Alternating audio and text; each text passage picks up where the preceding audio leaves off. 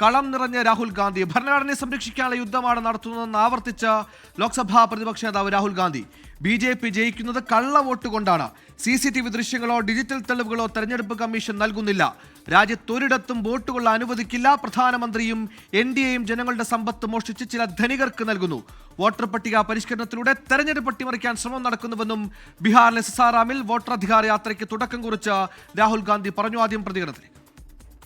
Congress party India गठबंधन जाति जनगणना करवाएगी, 50% की दीवार हम तोड़ेंगे और ये जो वोट चोरी ये कर रहे हैं आप देखना, हम वोट चोरी रुकवाएंगे और SIR की जो सच्चाई है, जो बिहार के गरीब जनता से वोट चोरी की जा रही है, हम पूरे देश को दिखाने जा रहे हैं.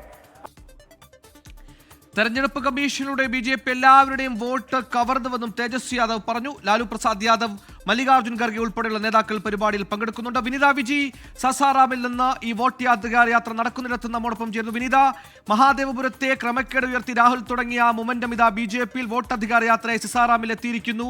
പ്രതിപക്ഷത്തിനും ഇന്ത്യ സഖ്യത്തിനും കിട്ടിയ വലിയ മൊമെന്റം ഈ ക്രമക്കേട് തുറന്നു പറഞ്ഞ് അതുവഴി ജനങ്ങളെ ബോധവൽക്കരിപ്പിച്ച് പ്രത്യേകിച്ച് തെരഞ്ഞെടുപ്പ് നടക്കാനിരിക്കെ ബീഹാറിൽ തന്നെ ആ ഒരു വലിയ പ്രയത്നത്തിന് തുടക്കമിടുന്നു. ഇതിന്റെയൊക്കെ ഫലമായി തെരഞ്ഞെടുപ്പ് കമ്മീഷൻ അടക്കം മറുപടി പറയേണ്ട സാഹചര്യത്തിലും എത്തുന്നു. വോട്ടർ അധികാര യാത്രയുടെ വിവരങ്ങൾ എന്തൊക്കെയാണ്? എങ്ങനെയാണ് ഇനി അങ്ങോട്ടുള്ള ക്രമീകരണങ്ങൾ? പോലെ തന്നെ വോട്ട് നിർണ്ണയം ഒപ്പം തന്നെ ബീഹാർ വോട്ടർ പട്ടിക പരിഷ്കരണത്തിൽ നമ്മൾ പാർലമെന്റിലേക്കടക്കം പ്രതിഷേധം കണ്ടതാണ്. ആ പ്രതിഷേധം എന്തായാലും വോട്ട് അധികാര യാത്ര ക്രമക്കേടുമായി ബന്ധപ്പെട്ട് ഇങ്ങനെ ഇല്ലാത്ത ആളുകൾ വോട്ട് രേഖപ്പെടുത്തുന്നു, ഒരാൾക്ക് ഒന്നിലധികം വോട്ടുകൾ, അങ്ങനെ 5 കാര്യങ്ങൾ ഉണർത്തി 5 കാര്യങ്ങൾ തെളിവോടുകൂടി രാഹുൽ ഗാന്ധി മുന്നോട്ട് വെച്ചിരുന്നു. ഈ വിഷയത്തിൽ അടിസ്ഥാനമാക്കി ഒരു വലിയ പ്രക്ഷോഭത്തിന്, പ്രതിഷേധത്തിന്, തെരഞ്ഞെടുപ്പ് കമ്മീഷനെതിരെയുള്ള ഒരു പോരാട്ടത്തിന് രാഹുൽ ഗാന്ധി തുടക്കം കുറിക്കുന്നു. ആ തുടക്കം തെരഞ്ഞെടുപ്പ് നടക്കാനിരിക്കുന്ന ബീഹാറിൽ നിന്നാണ്. ബീഹാറിൽ ഇന്ത്യ സഖ്യ നേതാക്കളടക്കം തേജസ്വി യാദവ് അടക്കമുള്ള വേദിയിൽ ഈ യാത്രയ്ക്ക് തുടക്കമിട്ടിരിക്കുന്നു. 16 ദിവസം നീണ്ടു നിൽക്കുന്ന യാത്രയാണ്. രാഹുൽ ഉയർത്തിയ ആരോപണം കൊണ്ട് അതിനൊന്നും ഇതുവരെ തെരഞ്ഞെടുപ്പ് കമ്മീഷൻ വ്യക്തമായ മറുപടി പറഞ്ഞിട്ടില്ല. ഇന്ന് 3 മണിയോടുകൂടി തെരഞ്ഞെടുപ്പ് കമ്മീഷൻ മാധ്യമങ്ങളെ കാണാനിരിക്കുന്നു. രാഹുലിന്റെ ക്രമക്കേടുമായി ബന്ധപ്പെട്ട് എന്തെങ്കിലും ഒരു മറുപടി ഉണ്ടാകുമെന്ന് നമ്മൾ പ്രതീക്ഷിക്കുന്ന മണിക്കൂർ കൂടിയാണ്.